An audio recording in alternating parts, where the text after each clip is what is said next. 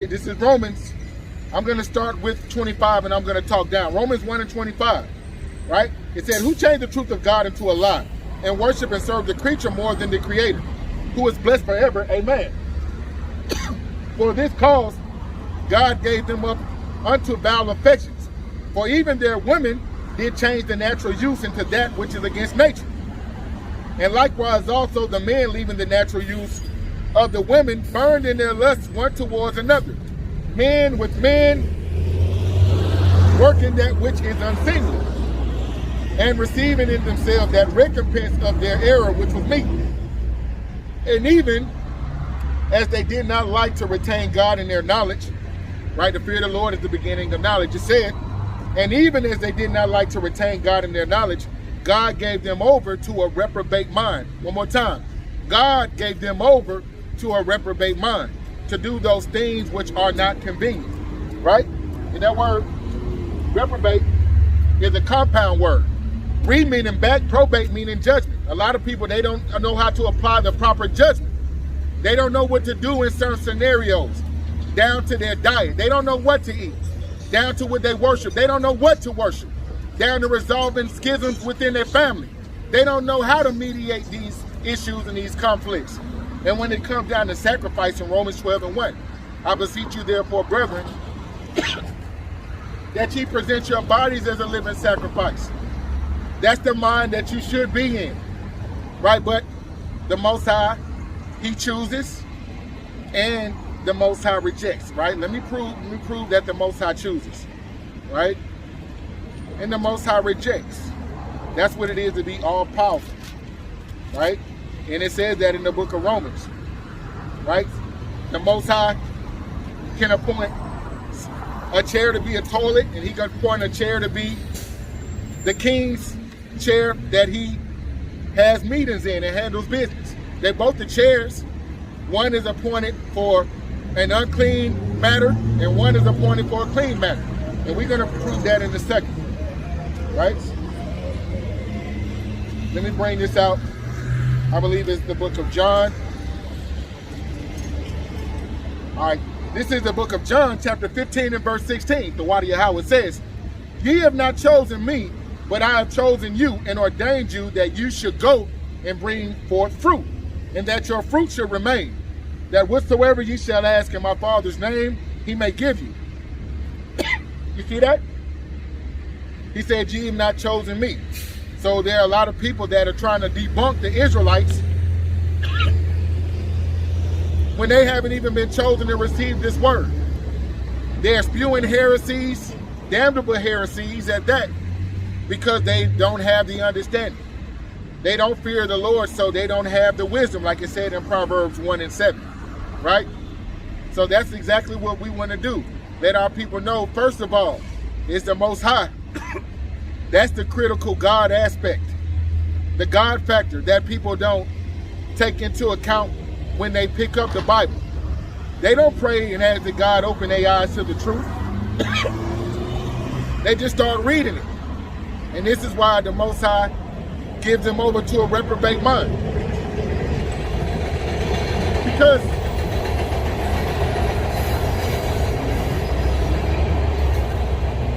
the Most High, what type of spirit does He love? A broken, humble, and contrite spirit. This is why I said wisdom will not enter into a soul that's malicious, right? So we want to jump, since we got the understanding that the Most High can give you to foul affections or reprobate.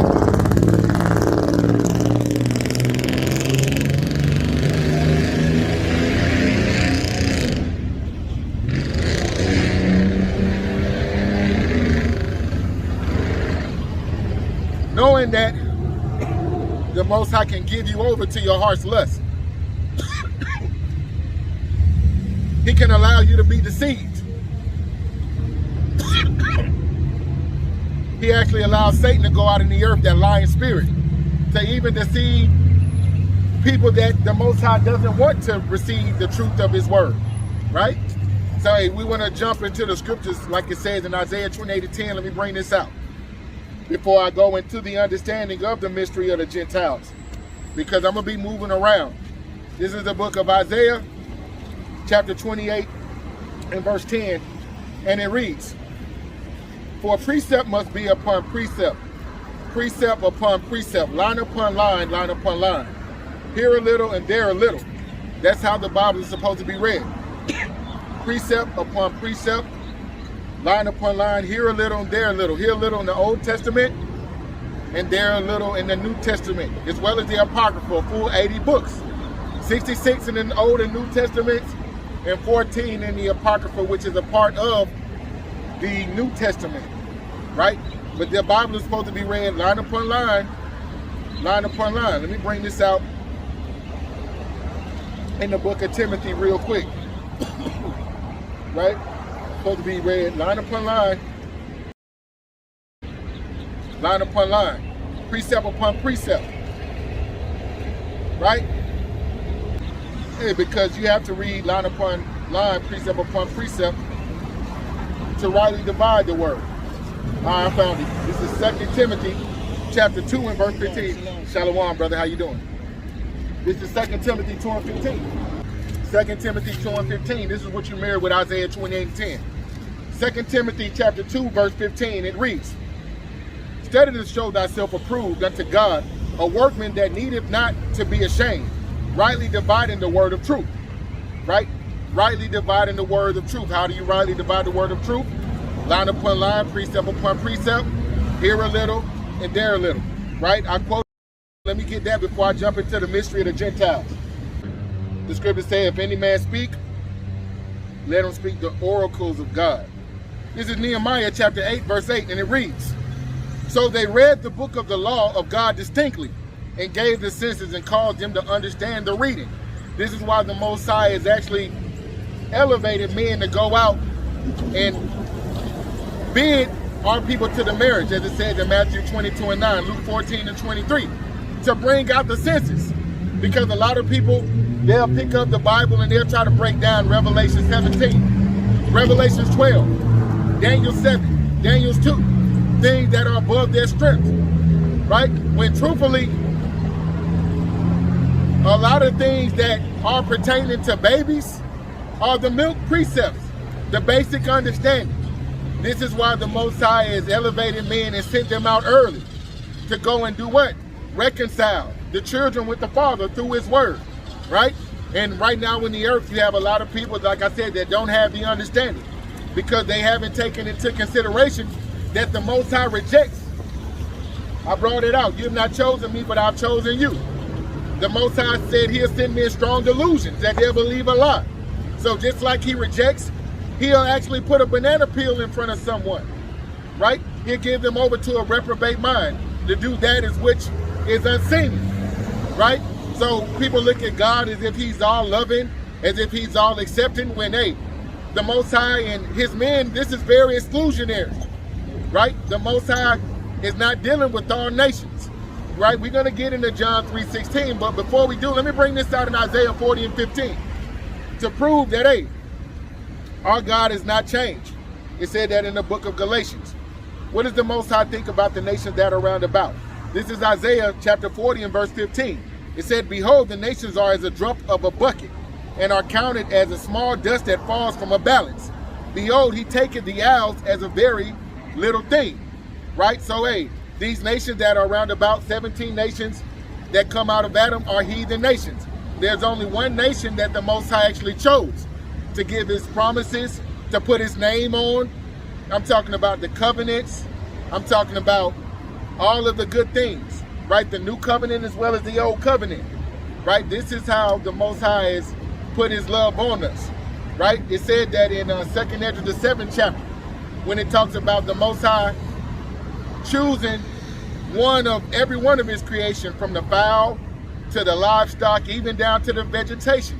He actually has a chosen, right? But let me go ahead and bring this out. This is 2nd Ezra chapter 6, and I'm going to start with verse 54, right? Because they said the nations are like spittle, right? The Most High flooded the whole entire earth, but He preserved the remnant of His people through what? Shem, right? But that lets you know that, hey, the Most High loved us, He's chosen us, and hey, He's not done away with us, right? This is 2nd Esdras chapter 6 and verse 54. Right? I'm in verse 7. This is 2nd Esdras chapter 6 and verse 54. And it reads, "And after these, Adam also, whom thou made Lord of all thy creatures, of him come we all, and the people also whom thou hast chosen." So we all have a patriarch in Adam and Eve. We know Adam and Eve had Cain and Abel and a son named Seth. Cain killed his brother Abel, and what did he do? He fled into the wilderness and he procreated, because Adam and Eve, those were the sons of God that had been given the understanding, the knowledge, wisdom, and became living creatures. The breath of life was breathed into them.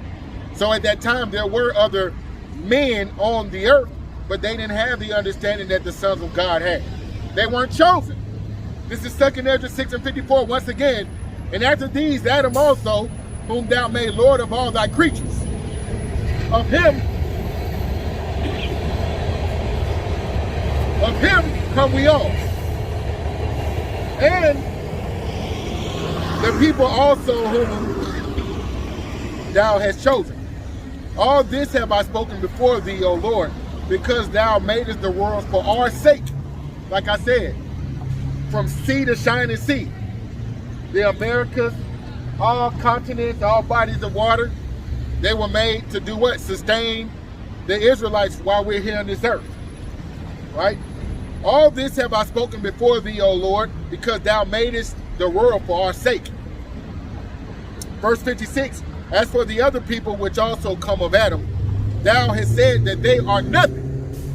As for the other people which also come of Adam, thou hast said that they are nothing. Let me say it 3 times like Umar Johnson. As for the other people which also come of Adam, thou hast said that they are nothing, but be like unto spittle, and has likened the abundance of them unto a drop that falleth from a vessel. Right?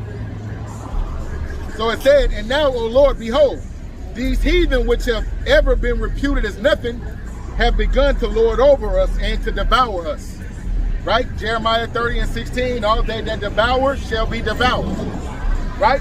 But it's like Esdras was saying, how are we chosen of all nations and we're at the bottom of every facet of society? We're languishing. Right? We are hurting. Right? But it says, "The heathen that have ever been reputed as nothing have been lords over us and began to devour us. But we, thy people, whom thou hast called thy firstborn, thy only begotten and thy fervent lover, are given into their hands. If the world now be made for our sakes, why do we not possess an inheritance with the world? How long shall this endure?"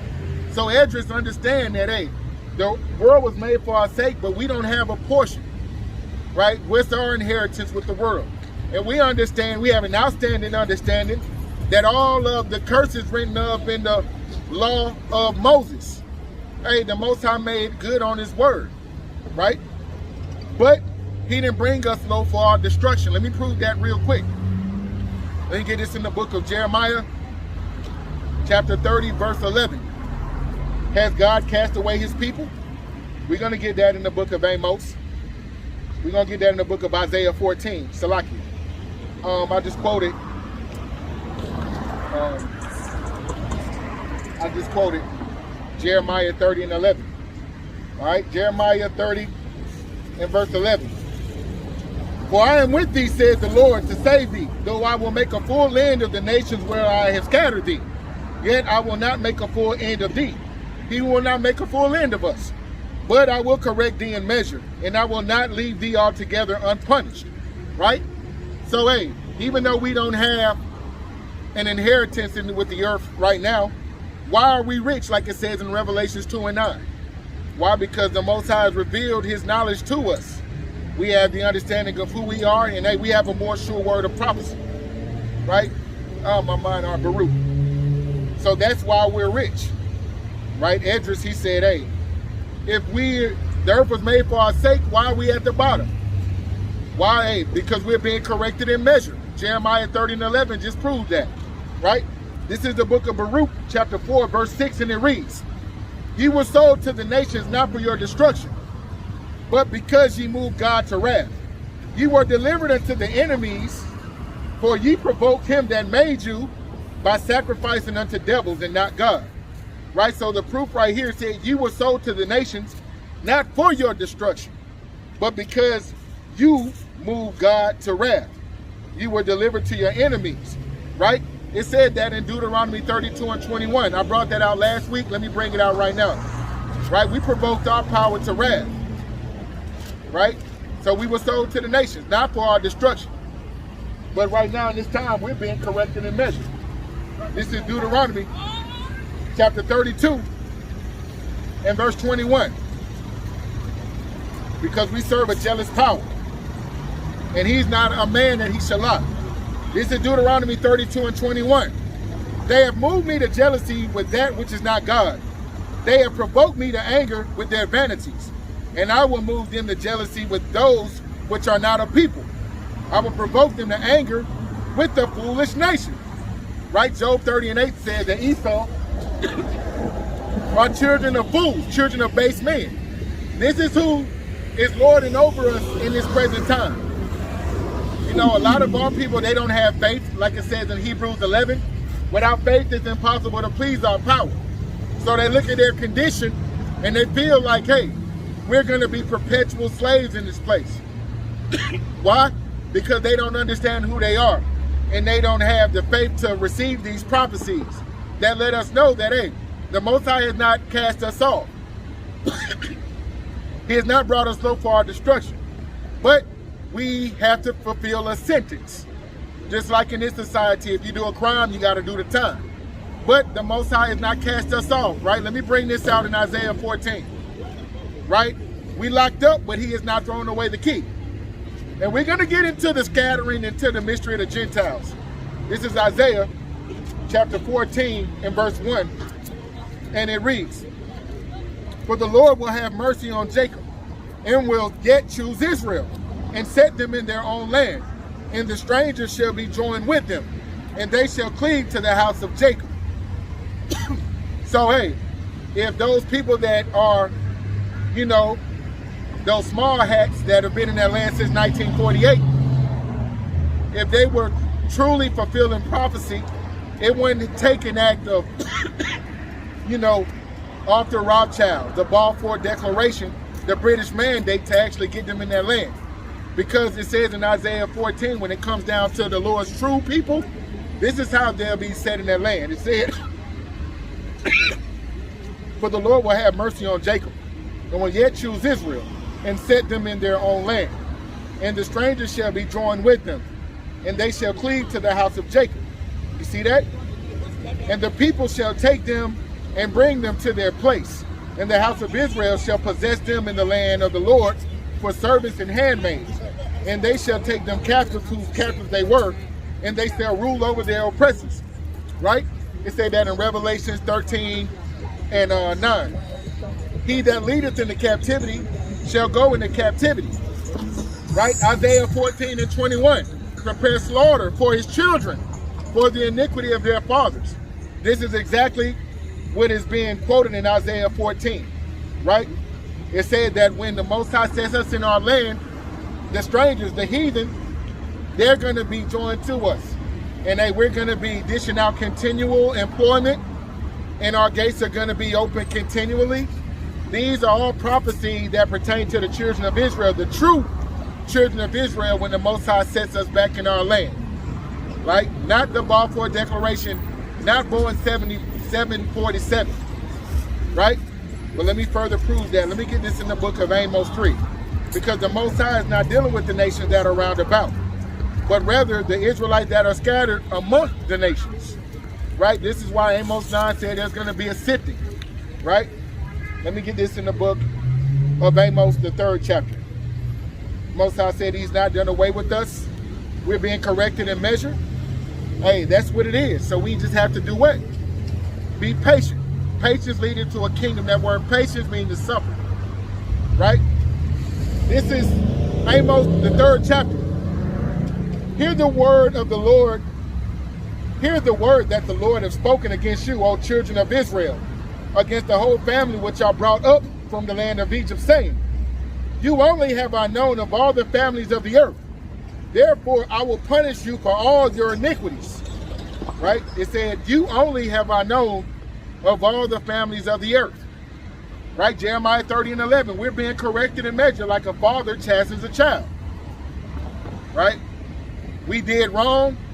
So the Most High already told us in Deuteronomy, the 28th chapter, from verse 1 all the way down to verse 15, he said, if you obey my commandments, these are the good things.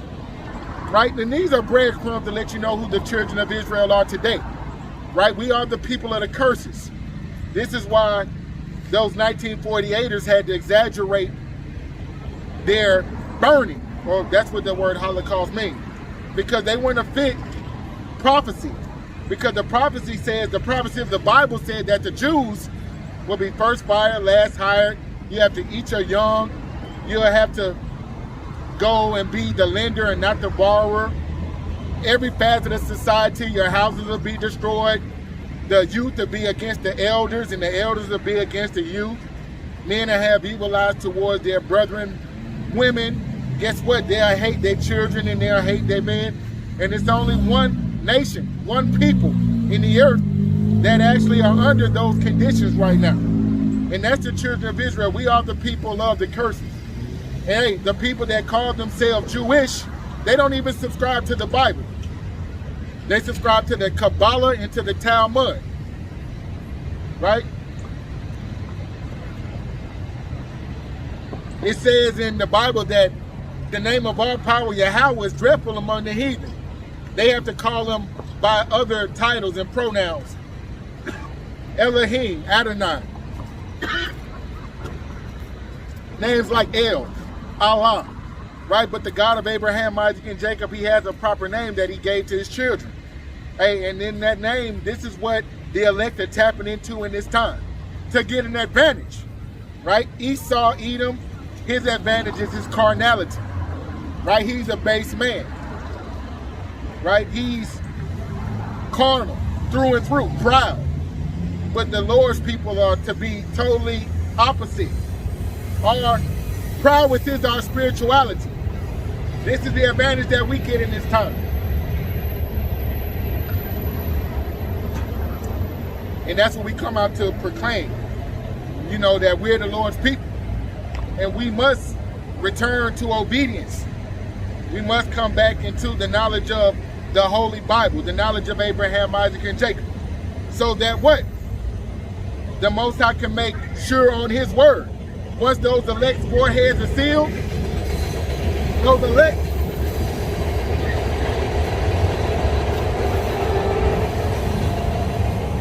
the elect written of in Revelation 7 and 4, and that great multitude written of in Revelation 7 and 9. Once the elect's heads are sealed, then the Most High is going to bring that destruction.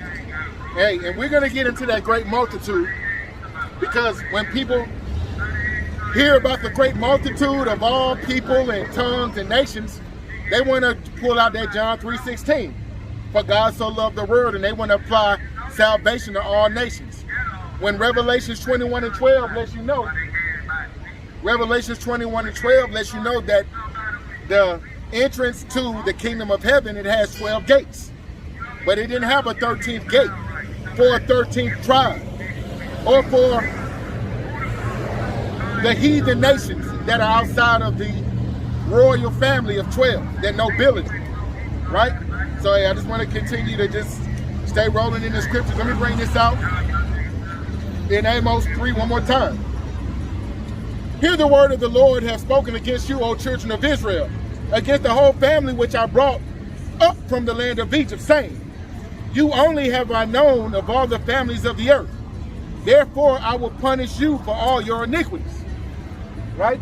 It said, you only have I known of all the families of the earth. Right? Has God changed? Right? Let me get this in the book of Galatians. The Most High said these nations are like unto spittle. He's not dealing with them. Right? He's married unto us. You only have I known. So has God changed? Right? We're going to get on Hebrews 8 and 8, the new covenant as well as the old covenant as well. because all of that brings forth understanding on the mystery of the Gentiles, right? Let me get this in the book of Galatians. This is the book of Galatians, chapter 6, and I'm going to start with verse 7, and it reads, "Be not deceived, God is not mocked, for whatsoever a man soweth, that shall he also reap." I'm looking for something else. Let me see if it's in Malachi 3 and 6. Let me get this in the book of Malachi. This is the book of Malachi. I know it's either in Galatians or it's in the book of Malachi. This is the book of Malachi, chapter 3, verse 6. Hey, thank the Heavenly Father. "For I am the Lord, I change not. Therefore ye sons of Jacob are not consumed." Right? It said, "I am the Lord, I change not. Therefore ye sons of Jacob are not consumed." Right? Let me get this in the book of Hebrews, chapter 13, verse 8. Right? So the Most High told you he has not dealt so with any nation. So hey, line upon line, precept upon precept, it's not going to add up if it's not true. And the Most High is not dealing with these nations that are round about, but rather he's dealing with the remnant of his people that are scattered in all nations, speaking every tongue. That's the mystery of the Gentiles. And hey, I have to go through all of these precepts just to substantiate the precept that I'm about to bring out in a moment. This is Hebrews 11 and 8, and it reads, "For by faith Abraham, when he was called out to go to a place which he should not..." Salaki. It's Hebrews 11 and 8.